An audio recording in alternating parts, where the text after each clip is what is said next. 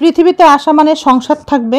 সংসার খুবই পবিত্র একটা জায়গা এবং খুবই গুরুত্বপূর্ণ একটা জায়গা প্রত্যেকটা মানুষের জন্যে। আমাদের জীবন এবং সংসার জীবন এই দুটো বিষয় কিন্তু সুখ দুঃখ মিলেই হয়ে থাকে। সুখ থাকবে জীবনে, দুঃখ থাকবে।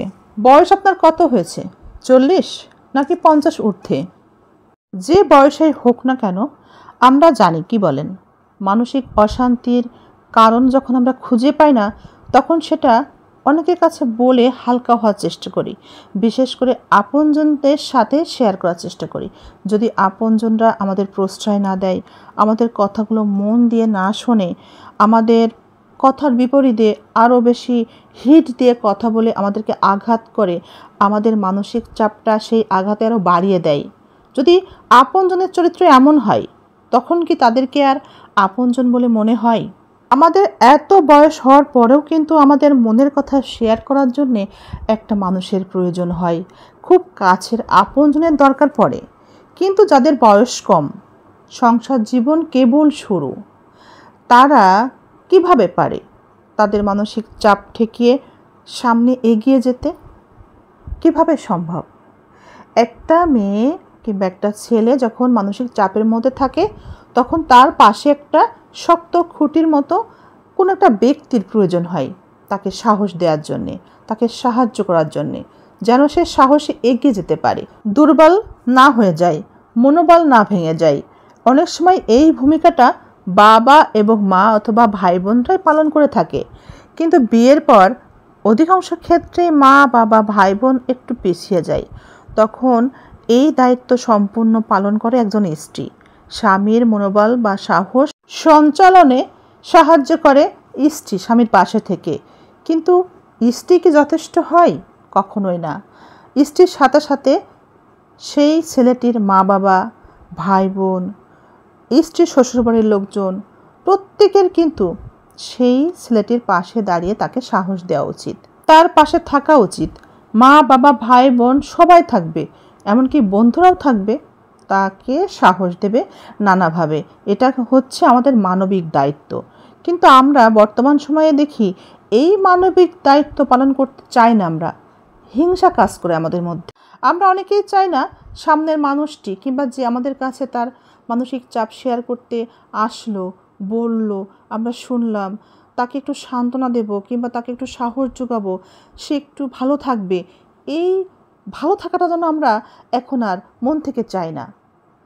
যত আপন মানুষ হোক না কেন কিংবা একটু দূরের মানুষ হোক না কেন, কেউ আসলে আমাদের কাছে সহানুভূতি চাইলে একটু কথা বলে সহানুভূতি, কথা শুনবো, শুধুমাত্র শুনে তাকে একটু ভালোভাবে সান্ত্বনা দেব। জাস্ট এতটুকুই করব একটা মানুষের জন্যে। সে আপন হোক, যত আপন হোক, অথবা যত দূরের মানুষ হোক, বন্ধু হোক। কিন্তু আমরা এখন আর অন্যের কষ্টের কথা শুনতে চাই না, বরং নিজের কষ্টেরগুলো বলতে পছন্দ করি। কারো কষ্টের কথা শুনে তাকে সাহায্য করব, তাকে একটু সান্ত্বনা দেব, পরদিন সে ভালো আছে কি না তার খোঁজটা নেব, তার পাশে দাঁড়াবো। এমন মানুষের যেন বড্ড অভাব এখন। বরং বর্তমান সময়টা এমন, আমরা মজা পাই। অন্যের দুঃখ কষ্ট শেয়ার করলে আমরা সেটা শুনি ঠিকই, কিন্তু মনে মনে ভীষণ মজা পাই। এমনকি পিছনে গিয়ে সেই মানুষটা সম্পর্কে নানা কথা বলি। আমরা চিন্তা করি না সেই কথাগুলো তার কান পর্যন্ত পৌঁছে গেলে তার মনটা কতটা ভেঙে যাবে। আমরা আসলে মানবিক আজও হতে পারিনি।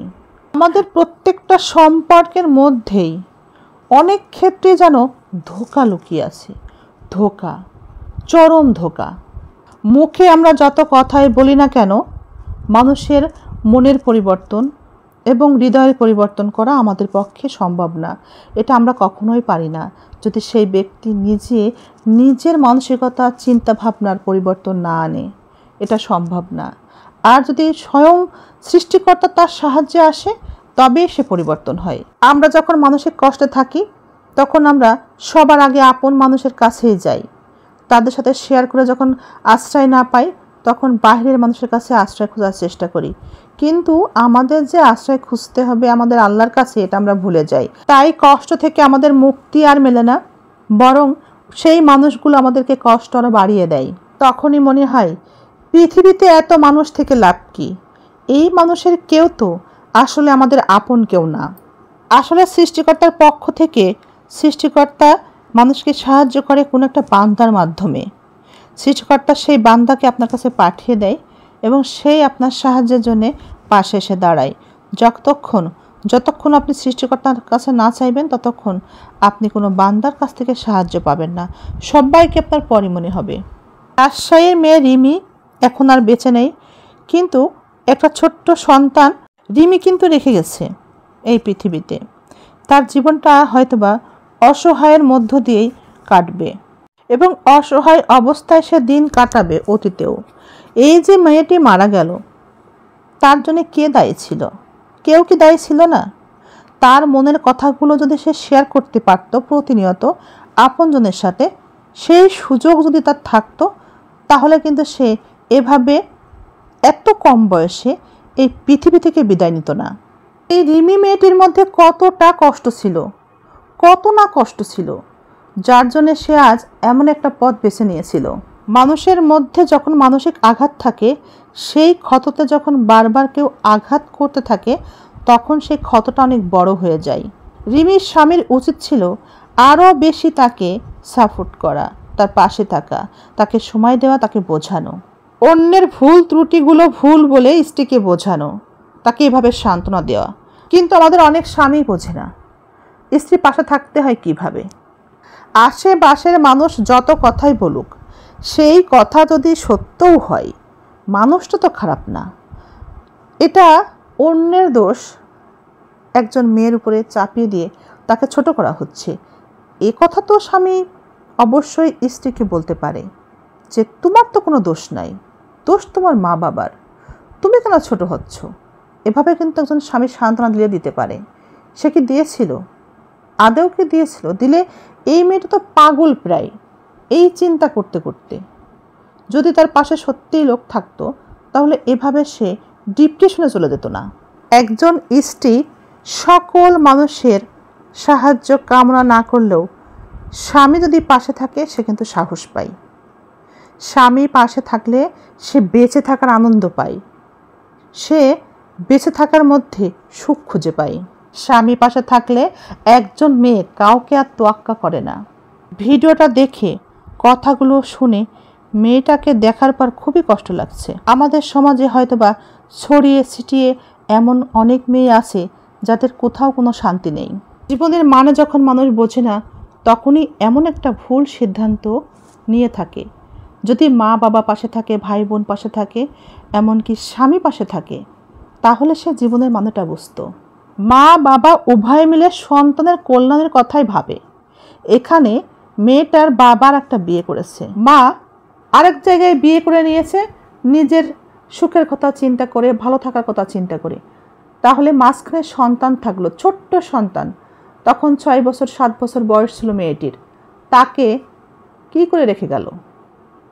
তাদের কথা কে ভাবলো? বাবা ভাবলো না, মাও ভাবলো না। আমরা যারা বলি বাবা বৈধ কাজ করেছে, মাও বৈধ কাজ করেছে, মাঝখানে সন্তান এই যে পৃথিবী থেকে বিদায় নিল। যে সন্তান বাবা মাকে ছেড়ে বড় হচ্ছে, সেই সন্তান জানে এভাবে বড় হওয়ার কষ্টটা কি হতে পারে। আমরা যারা কথা বলি দূরে বসে, মা বাবার কোলে বসে, তারা বুঝবো না এই সন্তানের কষ্ট কি। এই জন্যে ডিভোর্স, তালাকের মতো এই জঘন্য কাজকে আমাদের সৃষ্টিকর্তা পছন্দ করেন না। এমনকি পরকীয়াকে মহাপাপ বলেছেন, হারাম সম্পর্ক বলেছেন। যতই আপনি পরকীয়া করে বিয়ে করে নেন না কেন, এটা হারাম সম্পর্ক ছিল এবং এই সম্পর্কে জড়ালে কেউ সুখী হয় না, সন্তান সুখী হয় না, দুর্বিষহ জীবন হয় সন্তানের মা বাবাও সুখী হয় না। এমনকি যে পরকীয়া করে দ্বিতীয় বউ হিসেবে ঘরে আসে, তার জীবনেও সুখ থাকে না। আর এই জন্যেই আমাদের সৃষ্টিকর্তায় পরকীয়া সম্পর্কে, ব্যভিচার সম্পর্কে অনেক বড় শাস্তি রেখেছেন, জঘন্য বলেছেন এই সম্পর্কগুলো। এবং আমাদের নবীজি প্রথম স্ত্রীর মৃত্যুর আগ পর্যন্ত কিন্তু দ্বিতীয় বিয়ে করেননি। প্রথম স্ত্রীর মৃত্যুর পরে বিয়ে করেছেন এবং যতগুলো বিয়ে করেছেন সবই আল্লাহর ইচ্ছাই হয়েছে, আল্লাহর হুকুমে হয়েছে, বিভিন্ন কারণে হয়েছে। যেখানে আল্লাহ হুকুম করেছেন সেই বিয়ে তিনি করতে বাধ্য ছিলেন।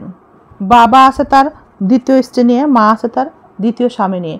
সন্তানকে শিক্ষা কে দিবে? ধৈর্য শিক্ষা, নৈতিক শিক্ষা, ভালো মন্দ শিক্ষা কিছুই হয়তো বা পায়নি।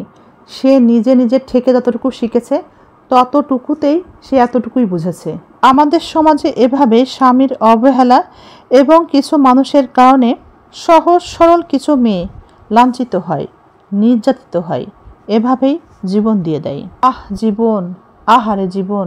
একটা মেয়ের মা বাবা সুখের আশায়, শান্তির আশায় একটা মেয়েকে তার স্বামীর ঘরে তুলে দেয়। স্বামীর ঘরে গিয়ে স্বামীকে পেয়ে সব কিছু ভুলে যায়, বাবার বাড়ির সব কিছু ভুলে যায়।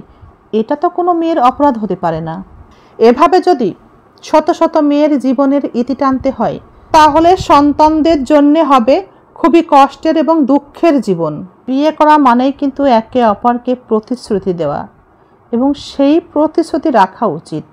এটা আমাদের দায়িত্ব এবং কর্তব্য। শুধু তা না, এটাতে আমাদের সৃষ্টিকর্তা সন্তুষ্ট থাকেন। তাকে সন্তুষ্ট করতে হলে দাম্পত্য জীবনে সুখ ধরে রাখতে হবে, স্বামী স্ত্রী একে অপরের পাশে থাকতে হবে। একটা কথা সবসময় মনে রাখতে হবে, যারা যা করে সেটাকেই কিন্তু তারা প্রমোট করার চেষ্টা করে। তাই আপনার সন্তানের জন্য কোনটা মঙ্গলজনক হবে? আপনার সংসার কি এক স্ত্রীতে সৌন্দর্য বৃদ্ধি করবে নাকি করবে না, এটা আপনার সিদ্ধান্ত। কে কি বলল, কি করলো, কে কি করলো এগুলো নিয়ে মাথা না ঘামিয়ে সন্তান এবং দাম্পত্য জীবন কিভাবে সুখের রাখা যায়, সেখানে শান্তি থাকে, সেইভাবেই আমাদের হালাল পথটাই বেছে নেওয়া উচিত। ভালো থাকেন সবাই।